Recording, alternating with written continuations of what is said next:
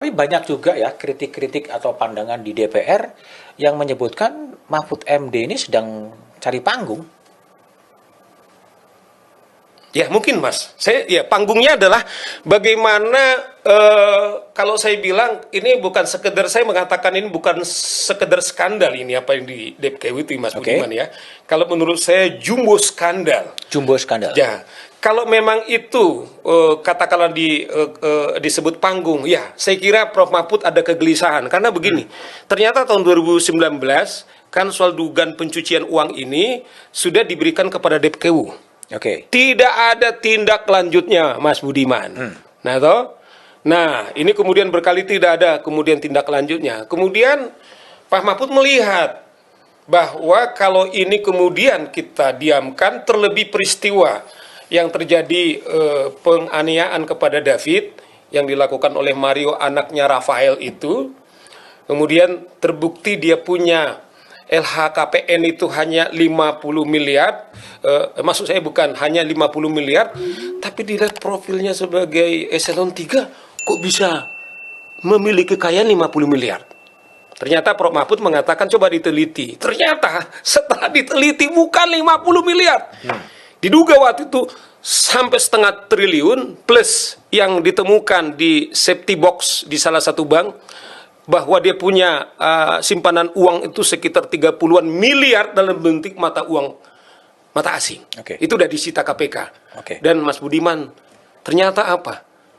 Setelah sekian bulan, apa yang dipikirkan oleh Prof Mahfud bahwa ada dugaan tindak pidana uang, ternyata predikat crime-nya itu atau pidana asalnya itu sudah terbukti. Artinya apa? Sekarang ini KPK 4 hari yang lalu telah menetapkan saudara Rafael itu menjadi tersangka untuk gratifikasi, yang pasti uang-uang untuk tidak pidana cuci uang itu sedang diselidiki. Artinya gini loh, dari 349 triliun itu sebenarnya sudah terbukti bahwa dugaan tindak pidana pencucian uang ini berdasarkan daripada korupsi yang terjadi di Dirjen Pajak. Jadi menurut saya sudah ada polanya.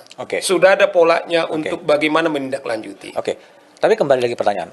Kalaulah seorang Mahfud kemudian menjadikan panggung ini sebagai sebuah panggung politik, apakah itu bisa disalahkan juga? Kalau saya sih begini, terserahlah Mas Budiman. Kalau kita lihat kan sekarang problem utama kita itu kan, kalau saya ditanya apa sih problem utama kita itu kan, problem utama kita soal mental korup ini sekarang. Dan setelah presiden bergantung satu presiden ke presiden yang lain, misalnya kita mulai lah indeks persepsi korupsi kita. Bahkan kalau kita mengacu kepada zaman Orde Baru, kemudian dengan sekarang ini, ya malah sudah dibawa jadinya yang indeks persepsi korupsi yang terakhir itu.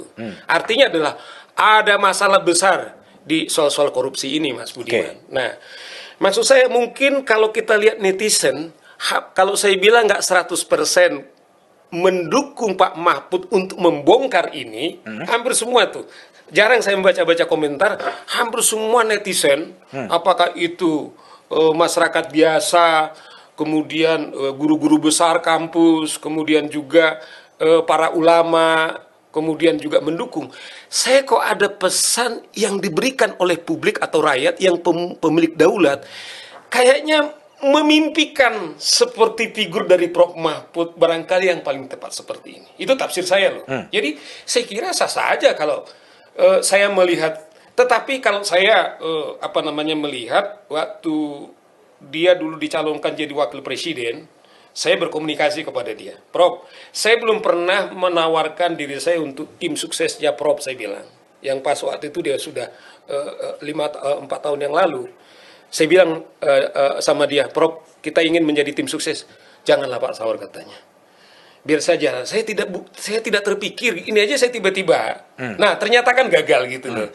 Gagal, dan dia juga tidak tahu kenapa gagal. Tapi kita lihat dia fun-fun saja Pak Budiman. Tetapi akhirnya sejarah kemudian negara ini membutuhkan dia, kemudian diangkat dia jadi Menko Polhukam. Kalau teman-teman di DPR dia bilang bahwa Mahfud ini sekarang nomor 2, bukan saya loh, mereka yang bilang. Artinya adalah wakil presiden tidak sebagai sebutan, Tetapi makna-makna pekerjaan yang dilakukan barangkali apa yang dulu diharapkan oleh Pak Jokowi untuk mendampingi dia, dia melakukan maksimal peran-perannya gitu loh Pak Budiman. Oke. Jadi sah saja saya kira. Artinya kalau menurut Anda bahwa Pak Mahfud menggunakan panggung ini sebagai panggung politik itu bukan sesuatu yang salah kan sebenarnya? Ya saya kira tidak salah, tetapi menurut saya tidak ada motifnya dia untuk mengambil panggung politik tersebut kecuali nature humble dia.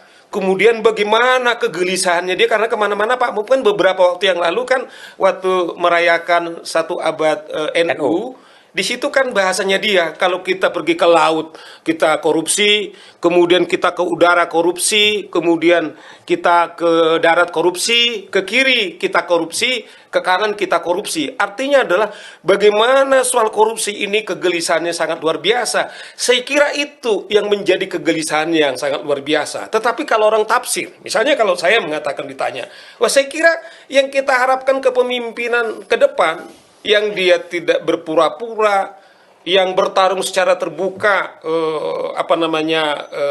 menurut dia apa yang keyakinannya dia. Saya nggak tahu Mas Budiman adalah wartawan yang paling panjang sebagai wartawan hukum. Pernah nggak kita saksikan, katakanlah dialog mitra antara eksekutif kemudian dengan legislatif soal RDP yang terakhir.